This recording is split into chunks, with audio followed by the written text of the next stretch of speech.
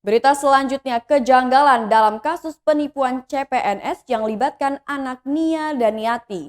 Korban anak Nia Daniati bernama Agustin ungkap kejanggalan di kasus dugaan CPNS fiktif. Hal ini diungkap Agustin saat ditemui di kawasan Pondok Pinang, Jakarta Selatan pada Rabu 20 Oktober 2021.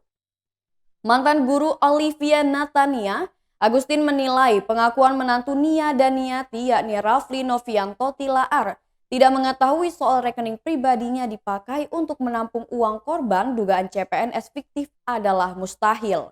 Agustin adalah satu di antara korban dugaan CPNS fiktif yang diduga dilakukan anak Nia Daniati itu. Bukan tanpa sebab, Agustin mengklaim justru Rafli yang memperkenalkan dirinya dengan Olivia untuk membicarakan soal seleksi CPNS fiktif tersebut. Dari pertemuannya ia menceritakan bagaimana putri artis Nia Daniati itu meyakinkan dirinya dan para korban soal tes CPNS fiktif tersebut. Lantaran Oi menyebut sudah 4 tahun menangani tes CPNS sehingga membuat Agustin tertarik akan pengalamannya.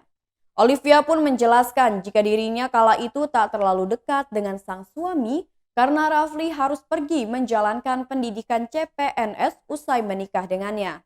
Hal ini diungkapkan Olivia Natania untuk menjawab pertanyaan terkait ketidaktahuan Rafli soal ATM-nya yang digunakan untuk terima uang dari terduga korban. Sementara itu, Olivia Natania dan suaminya Rafli Novianto Tilaar dilaporkan oleh terduga korban CPNS fiktif Karnu dan Agustin ke Polda Metro Jaya pada 23 September 2021.